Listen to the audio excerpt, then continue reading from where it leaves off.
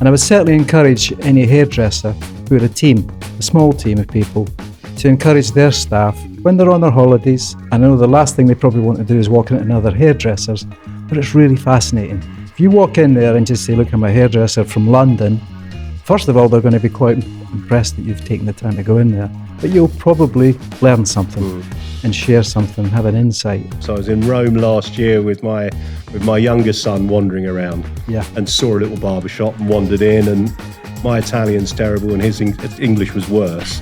And it was just great to be in his shop. And I just came back from Porto and did exactly the same. Found a little barber there that's been there 50 years. It was the most beautiful shop. Yeah. And I couldn't help but go in and just congratulate the guy and shake his hand. And it's a nice thing to do, I think. But you certainly see now that trends are moving. We've seen the mullet come back a bit. Absolutely. We've seen longer hair. Hard to believe. I know. No one saw that one come. But hopefully, we got a couple of boys in the shop that do great mullets, and they do it to a 22nd century level. So hopefully, we're getting away with it. Welcome to The Noble Barber. This is a podcast for barbers by barbers, cutting through the crap of the industry. We all want to know how our businesses can run better. I want to talk to people who've done it, messed it up and got it right second time round, and can tell us the way that you and I can make our businesses better. Welcome to The Noble Barber. I'm here today with Tom Monaghan, and we're talking kind of global world order, really. Blimey. Your career goes through the product range, really, historically. You've worked with some of the biggest brands globally as well as here. That's right. As we've spoken many times, you've travelled widely with the hairdressing and the barber industry in your mind. Yeah. First time I met you was about 6 or 7 months after I'd opened my first little barber shop. Right, I remember it. And you grabbed me at some dinner and dragged me off, and myself and Anthony Laban, you were TG's global president then, I think. And we sat and drank a little bit of vodka, and you were just so kind of enthusiastic and positive about this new venture. And I was on my little 2-chair barber shop, and you didn't really know me, but you'd kind of, you'd taken an eye, and your enthusiasm for the barbering industry and men's hair care was astounding. It really threw me, and I've really took that as a great thing when we started. Right. Well, that's very kind of you to say that, Anthony. I can recall that meeting very, very clearly in my mind. And to me, in business, it's always about people. And there was a spark there that I could feel from you, your enthusiasm. You were very, very interested in the product. You were very engaging as an individual, and that sort of sparked the interest from both myself and Anthony at the time. And as you say, you had a couple of chairs, but we could see a lot more potential, mainly because of you. And I think as I look at this industry, there's something like, I think there's just shy of 50,000 hairdressers here in the UK. Wow. So to stand out is important. Anthony Laban is probably one of the top names that you would know in the hairdressing industry, and others like Andrew Collins, who are also, or were with us at the time.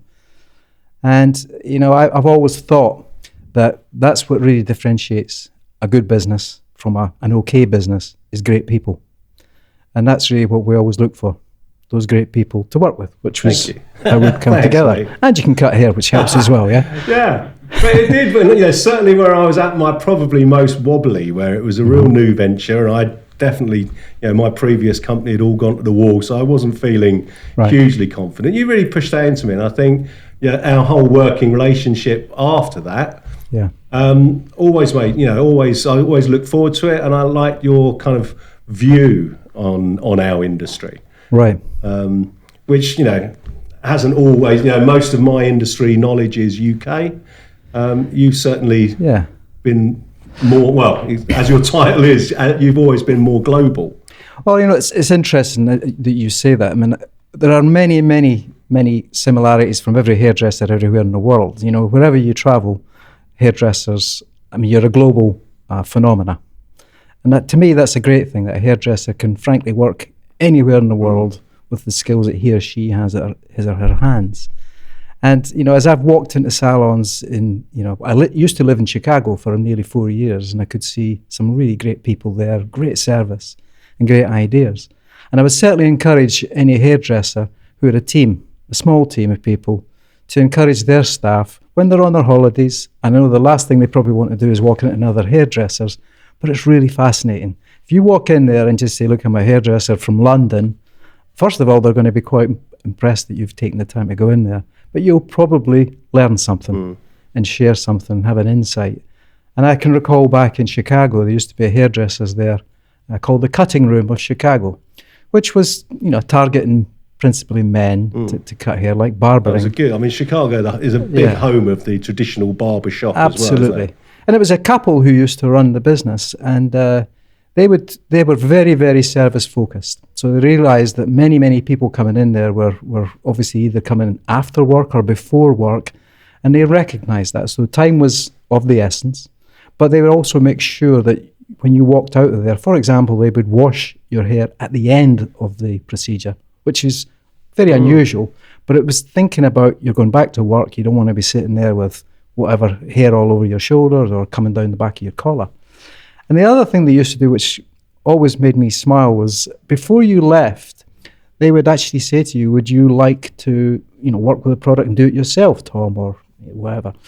And they would wash your hair, give you the blow dryer and a towel and then some product, and actually teach you how to get the best from the style. And to me, that did 2 or 3 things. First of all, it gave confidence to actually use the product in the right way. I think it made the style look better for longer. So from a stylist point of view, I'm sure you spent lots of time creating work, and the last thing you want is someone to go out there and make it look less than perfect. Yeah, no, absolutely.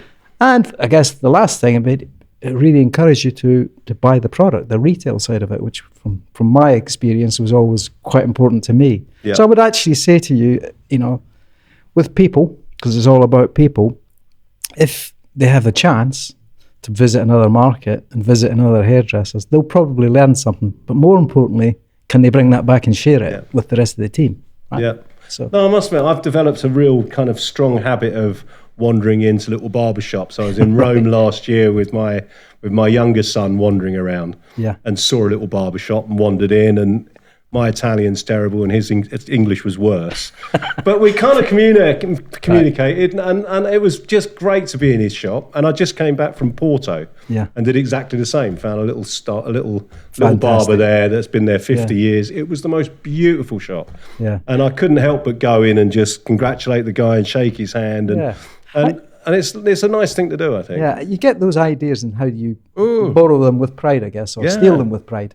I was in one, and it was in Brazil, of all places, and it was called Circus. God knows if you walked in there, you actually knew it was a hairdresser straight away, because there was a guy on the DJ decks. There was beers flying around everywhere. There was lots and lots going on. There was a tattoo artist in the corner, which I thought was quite on trend. And the other thing the guy was doing, he actually had some of his friends selling vintage clothing. Now, what he was doing is he had quite a big space, which he was utilising for other people. And he was only taking a percentage of anything that was sold. So it was a fairly low risk thing for him. But it was fun to walk in there and see. Pretty crazy. One that also strikes me, and I recall back, it was in Lisbon, and it actually had a sign on the door which said, "No women allowed." Wow. I thought, are you allowed to do that here? Yeah, I wouldn't have thought so. So my wife was with me and we tried to go in there, and he was absolutely adamant. No way she was coming in, which made me kind of giggle. He was a braver man than me. Yeah, I mean, I think the barbershop's always been seen as the last male bastion, but I think most barbers wouldn't go that far. I hope not. Yeah. But I think you see that change when you come back. Just bring it back to the UK. Mm-hmm. You obviously kept a strong eye on the British market as well. Yeah. When you look at certainly more, the barber shops as well as the stores compared to, say, the US. Mm-hmm. The nail bar of New York has definitely found its place here now. Of course. But that was a long time coming. Yeah. Barbershop, I think it's probably found its proper high over the last decade, I'd have thought. Yeah. How do we stand up against our kind of US counterparts, do you think? Pretty good, I think. I mean, of course, there's exceptions along the way. There's some really good ones. There's some not so good ones. The US, though, I think probably all businesses in retail have always been very, very service focused. Yeah. And that's not a new phenomena. I think sometimes here in the UK we could improve in that area. But when you see and experience great service here, it's wonderful. I do think though that the UK it's a well developed market for barbering here. I think there's not a high street you can walk in now. It doesn't have like a Turkish barber or a more conventional barber shop offer. But it's like anything else. I think you've got to stay current and keep an eye on what the trends are. You mentioned what's going on in the US, and I would certainly always advocate that keep one eye over your shoulder for what is happening across in other marketplaces to make sure that we're not, as they say, we're not at the airport when our boat comes in. We need to be staying on trend because you're in a fashion industry, and of course, if you look at the trends in male clothing. I mean, you can hardly give away a suit at the moment. It's a tough place to be. So it has a very, very direct impact on the kind of work you're doing. Yeah, no, absolutely. And I think keeping an eye on fashion is always stating the obvious, but also other markets to just sense for change. And I do think there will be change. I mean, post the lockdown, I've spoken to several barbers who've had to, and quite recently, they had no beard shaping experience, had to retrain, and beards are a part of our business very much. And we use a hot towel on a beard and we shape, and we've got clients who will come to us for beards.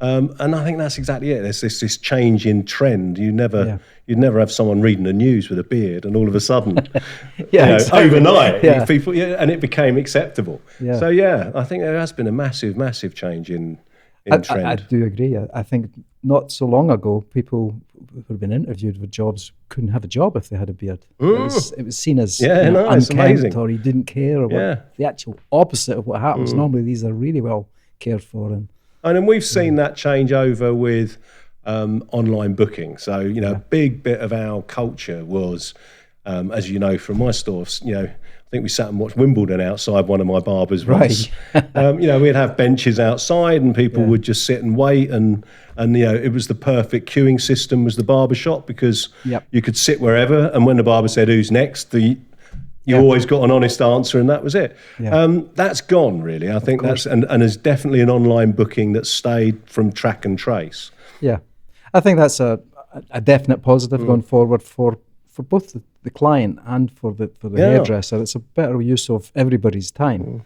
And as you talk about social media and whatever, I do think we live in a world where a review can kill you or it can make you, and I do think it's something that we've really all got to be super vigilant about. And when you look to book, obviously people do listen to what's going on, and I think the key measures for any successful business has got to be repeat business, which is always a good measure of, is it really working? And then staff retention. Now it's tough, I know, because in the world we live in, and Brexit hasn't helped it with regard to keeping staff and finding new staff. Keeping the right staff is got to be an essential factor. I think the average is about 5 people in the team now in a salon in the UK. So it's a small team. So if one goes wrong, that's a big problem. 20% is a massive issue. So I do think staff motivation and training and keeping them developed has to be a huge job of the owner.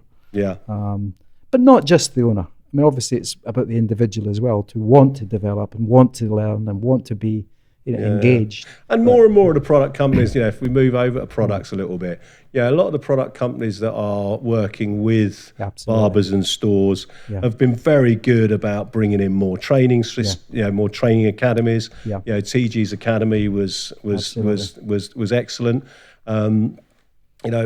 American Crew. There's a huge amount of product ranges now that take training alongside it. Definitely. But the one, certainly with barbershops, are we a good outlet for a retail product? We're seeing with L'Oreal, Weller, and the big companies that a lot of our industry is feeling like it's used to add professionalism as it then leapfrogs into supermarkets. And obviously, a career with Unilever gave you some of the biggest brands. Yes. How are the barber shops reflected by the bigger companies? It varies by the type of product, and the more specialised product. If you think of colour or perm, for example, of course, where you really do have a significant skill to add to the story, or using a styling product, I think more so. Obviously, the more commodity, like a shampoo or a conditioner, is much greater difficulty for you to sell. And I do know from experience that men's conditioners were never a big part of the bit. You couldn't give them away. It was always a problem. Whereas, I do think products with a specific men's bias, for example, hair thinning or whatever, can be a real ad for the salon. But, that dilemma, if you want to call it that, about, selling product in a barber shop, very few are doing colouring. And I was listening to one of your earlier podcasts with Dan, which I thought was great, by the way. Thank you very much. And you were both talking about other services and within there, and I think my lovely step into bad pedicure not working for me. But yes, thanks for reminding me. Yes. Well, I would say we live by our mistakes, or learn by our mistakes, right? But first of all, good for trying. And I would not give up right away. There's a way forward. It'll take time. But pedicures and manicures in the US have been around for a while for men. And you see places at the high end, like the Refinery here in the UK, still in this space. But I think there's a bit of a stigma among guys about having their nails done or their feet done or whatever. And it's how you do it could be part of the solution. So I wouldn't give up yet. And God bless you for trying. Do you think the stigma's still there for men getting their hair coloured? No, but for some people there will be. I mean, the older you are, the more likely that. I think there's probably a correlation between older and younger. But there's lots and lots of benefits to be had from keeping a guy feeling confident. And let's be honest, when you walk out the salon and you've had a great cut or a great shave, you feel great. And how many places can you walk out and have that instant hit? Yeah, very few. In fact, I can't think of any off the top of my head where you get that instant good feeling. Hair colour, again, it could be an area for growth for men, or for colouring the beard. But it's a skill. It takes time, and it definitely takes training, and it definitely takes education from, and you mentioned client companies. And within TG, education was very much a cornerstone of our business model. Absolutely. Anthony was a massive fan of education. And for us, it also kept the business current, because you're always challenging yourself for new, what's different, what's new today is old tomorrow. Was his line that he always used. You probably remember it, right? Yeah. So I think you referred to the poor experience that you had, but you tried. And I think that's something that I would advocate is a good thing. If you've got dead space, use it. Yeah. I mean, I gave you the example earlier there about some guys selling vintage clothing or art on the walls. Why not? Yeah.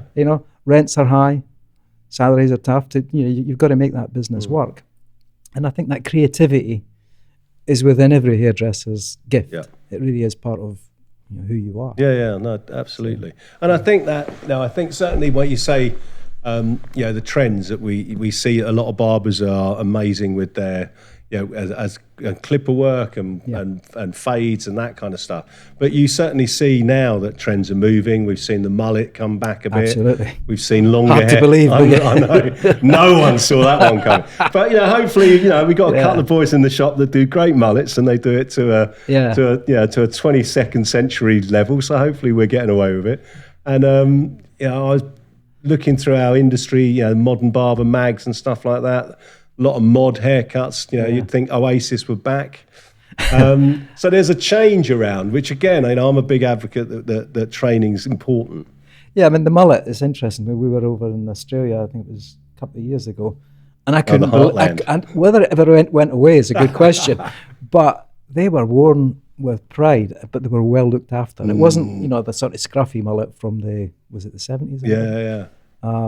But everything's cyclical, right? So we're in a fashion industry, and today it will change. Yeah. And I do think the care that's required to look after something like the mullet is interesting. It's good. Yeah, I always love that there's a mayor in a town in Australia, I can't remember it, who was looking to revitalise this town that was on hard times. And he decided that they were the home of the mullet, the birthplace of the mullet. Why not? And they still now, 20 odd years later, have the annual mullet competition there. So you could make a claim that you're the number one mullet hairdresser. There you go. The mullet could make a town famous, so maybe it can work for everyone else. But yeah, no, I think that's it. And I think putting that service and that customer right at the heart of it. Yeah. I think you were the first person that made me feel like, as a customer, I was important. Well, that's very. And I think that's and I've been in the industry a very long time. But you did, and I think that was really that was I think the thing that me and you kind of clicked on quite well. You were always very good at remembering who you were talking to and knowing. You seem to have a kind of very strong kind of natural people skill. Well, I think that's the key asset in any business. And our industry, and certainly our industry is all about people. More so in your industry, but I look at you remember all the great things you hear, but you never forget a bad experience as well. Yeah, no, true. So, but it's also important that for me, looking at great teams of people, and you're looking at a young apprentice who's going to join you today, the time that you spend or invest in that person, it has to be absolutely terrible if they choose to leave. So all that work that goes into keeping them.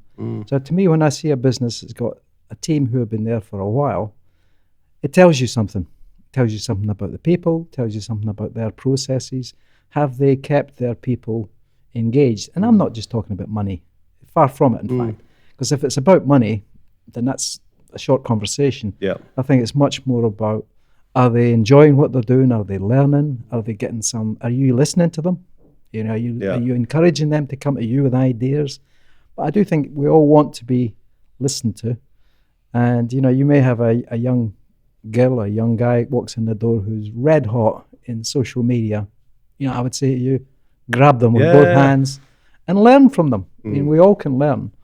And I think that's something that's super important. But I would also say to you, as an individual and as an industry, you need to take care about yourselves, because you're under a lot of pressure, day in, day out. You're standing on your two pins all day. So I think there's got to be a lot of self-care in there as well, which is not to say that it's ridiculous that you need to be doing yoga classes every day or whatever, but I do think you should be mindful of that side of your business, because if it's all about people, you've got to look after them. Yeah. It's interesting that we've spoken a lot in the recurring, it comes up in most of the podcasts here about, barbershops and men's health and male mental health and so on. Of course. Which is great. But exactly that, there's the other side of it as kind of the administrators of it, that us taking care of ourselves is big. Yeah, recently you did something for charity, which I thought was terrific, where you've taken a cause and you've got really behind it and people got behind you. And I think it's examples like that, which is really, they differentiate an ordinary business from a great business. And I absolutely believe that the conversations you can have with men, with men's health, for example, prostate cancer, to have that honest conversation. When did you last have a test? Not a very sexy conversation, but it's a conversation that you can have in that environment. And there are more barbershops and hairdressers in the UK than there are doctor surgeries and pharmacies put together. That's insane, isn't it? There's something like 15,000 hairdressers shops in the UK, and I think there's 7,000 or 6,500 doctor surgeries. It's crazy, isn't it? That's madness. Yeah.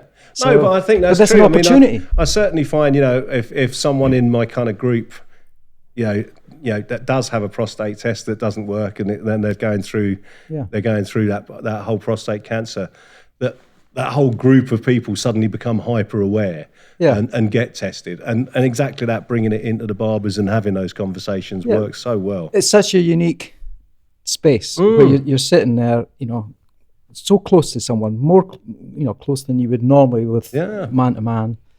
And you have a conversation which is not about where did you go for your holidays last week, Tom. It suddenly becomes a bit more, engaging. I mean, we did, the thing you were talking about was we took on Calm as our charity. Yeah, mental health. which is really aimed at kind of united against suicide, which is as kind of bad as mental health can possibly get. Yeah. But actually, kind of the run through with it was, we got 15 of the team joined in. Fantastic. 4 of whom genuinely had no idea what a 25-kilometre walk looked like. 2 of whom get an Uber to the shops, and everyone made it. And everyone did it really kind of enthusiastically, and it was really good. But it did make us, and it helped discuss that throughout the shops about the fact that men's suicide is off the charts. So in my previous world, a different company, we did the 3 Peaks climb, and we did that as well. Okay. And it was for charity, for cancer research. And I recall the conversations we had there when you really get to know people. Yeah. You're away from the norm. But that example you gave with the 25k walk, where you conned them into walking, it's terrific because they all talk, they engage. Yeah. It's for a fantastic cause, but it also brings people together. And that was the astounding thing, which I hadn't really thought through. Yeah. And the walk was Grace, our manager's, our barbershop manager's fantastic idea, which was fantastic. So, but everyone talked to everyone. The pace changed. Someone would drop back and they'd talk to that group, and then someone would pick up. And you saw everyone. We sat at the end afterwards, and everyone just said, "So nice." I chatted to everyone. Yeah. But I think the community side of it as well is so important because you are a major part of the community. You think of it on that, any high street without a barber shop is like, really? Yeah. Doesn't exist. And I think those conversations, among others, starts to bring, and it's not just about business, it's about that whole feeling of purpose. You're doing something that you feel good about. It brings out a different side to people. I mean, again, in that previous company, we used to have a 5K every year, and we had something like 1,000 people would turn up in Basingstoke, of all places, to run around a field 3 times. Jeez. It's always a hoot, but we used to raise a ton of money, but people really care. Yeah, I mean, I think a lot of that makes you feel, it does your soul good, I think, when you're doing that kind of thing. And like I said, I was amazed with our team, how people who wouldn't normally find themselves chatting away did. Yeah. So I wasn't trying to, go off subject when you were asking the question about, product sold in Boots or sold in Superdrug or wherever. I mean, that's a phenomena that's happening all over the world where if a product's in demand, people will find it, full stop. They will find it on the internet, they will find it, and they'll always try and find a better price. What they can't find is what you can bring to the table, which is that deeper insight, that better experience in how to use it. And I do think that, not every product, as I mentioned earlier, will stand up to the scrutiny, but I do think a colour, you should not buy a professional colour in retail. You're never going to get anything like the results that you get from a professional hairdresser. Well, we saw plenty of that after lockdown, fixing some atrocious... Yeah, I think the bad haircuts are just about gone now, but those home haircuts were a disaster. Yeah. A disaster, yeah. No, it is. I think there does feel like the product companies and the barber shops haven't quite found their footing. And I agree. I think even in our stores, we do try, but I don't think we've quite found that path through. And I like that. I like the try before you buy, giving show them how to use it. Putting their wax in themselves in the chair, or even using a blow dryer. Yeah, how to use a blow dryer properly. And actually, do you need to use a blow dryer? In many cases, you don't, of course. But the differences you can create is amazing. Yeah, no, that's a nice shout. I like that. Yeah. No, I do like that. But, I mean, I run quite, and like you say, with barbershop teams are normally about 5 people. Yeah. Yeah, we've got 4 stores, and those figures are about right. You've run teams that were a lot bigger than that. Vastly bigger than that. Yeah. Do the same processes happen? How do you manage keeping a team of several thousand people? It's several thousand headaches rather than 5 headaches, right? But everybody has the same sort of challenges, the same needs. They want to be heard. They want to have development. They want to be, heard. And I think sometimes we talk about, teams rather than individuals, and we should always think about the individual first and that understanding. And I think it was in Dan's podcast where he spoke about someone who was always late, and he found out something else was going on in his life. That's about a conversation, but it takes 2. That individual should have come to Dan as well and say, look, I've got a problem here. Can you help me? One thing I was always very keen on, Anthony, was the recruitment process. And I don't think you can spend enough time finding someone. And if you think about a team of 5, to bring a person onto that team, it can be phenomenal or it can be devastatingly bad if you bring someone in who doesn't fit. Yeah.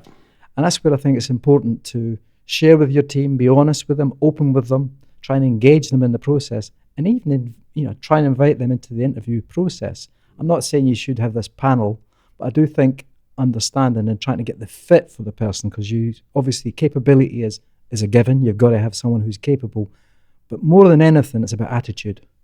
And for me, it was always about the attitude.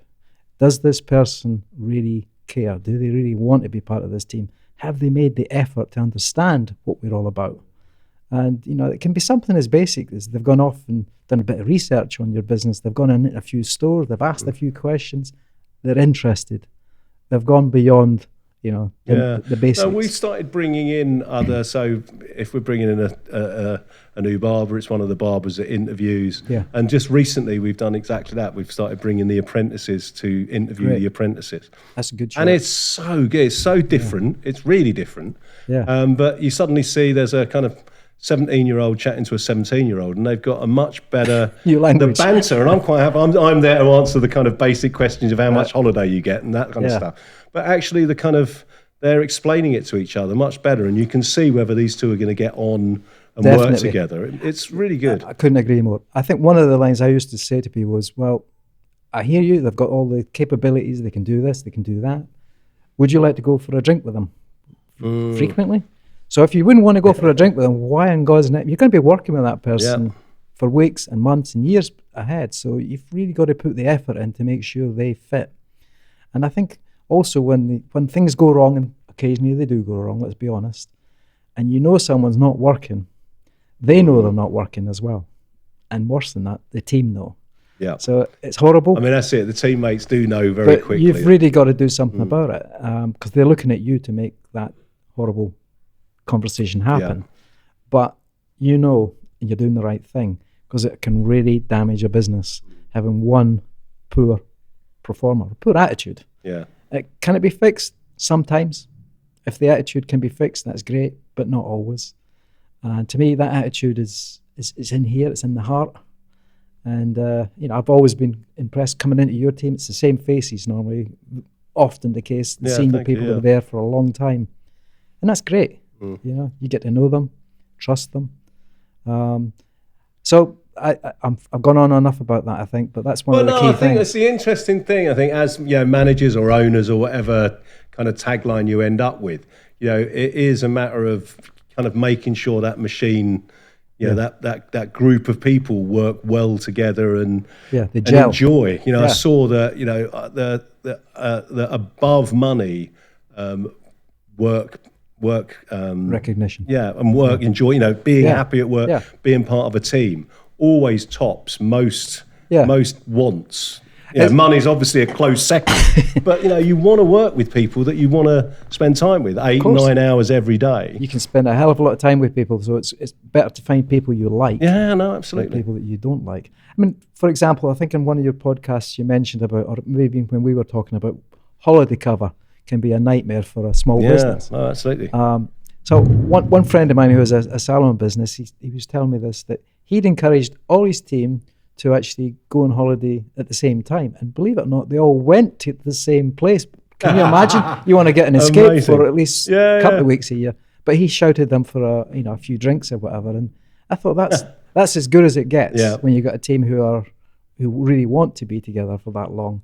But the point I'm making here is it can be very, very disruptive for you to try and run your business when there's so many people in and out. But you've got to be we had a couple of years that we shut for a couple of weeks in the summer because of the number of staff we had. And I was quite amazed how many people went on holiday together. That was says something. It does say something. It's very, very good. It's a positive. But I do think there's not a one size fits all model, because within there, the client obviously doesn't want you going away for two weeks in a year. They want you to be there pretty much at their behest. And the very nature of service business, right? Yeah, no, absolutely. I mean, I have a weekend off, and I'm chastised for not being there. Quite so right. Definitely. But you've retired now. Is that I official? have, Is that a full and instated? I'm fully retired. We spend most of our time traveling now, and we've always loved to travel. When I was working, I was very fortunate to be able to travel all over the world. But it's always better when you're there with someone you love. Excellent. And you're still learning, and we absolutely adore traveling. So. And are you adapting to the pace of life? You're not finding you're getting the urge to get involved in anything else? I'm still interested in, having conversations with people and, giving advice if people want it. But I've not been hungry to get back in the saddle again, as it were. But, a few conversations with good friends of mine about helping them out on kind of business consultancy, etc. But in the main, I'm retired. I'm enjoying it. Drive my wife mad. She would probably love for me to go back to work, give her some peace. Excellent. But I would nearly 40 years working in hair care, which is a great industry. I think the hair business is. Well, that's been the resounders that I've spoken to everyone. Yeah, there's a great affection for our industry. It's an amazing industry to work within. How many people can you actually say where you can literally make people feel good every day when they leave? Absolutely. I can't think of many. No, absolutely. So. Keep on doing it. You're a good man. Tom, thank you very much for your time. I really appreciated it. And we'll see you again, I hope. Thank you very much. Cheers, buddy. Thank you for watching this episode of The Noble Barber. If you liked it, please do like and subscribe. If you've got comments of what we should be doing in future, please give us your questions and we'll try and find an expert to talk to. Or if you're the expert and you want to come on here and help, stay in touch, we'll get you on. Come and join us on the sofa.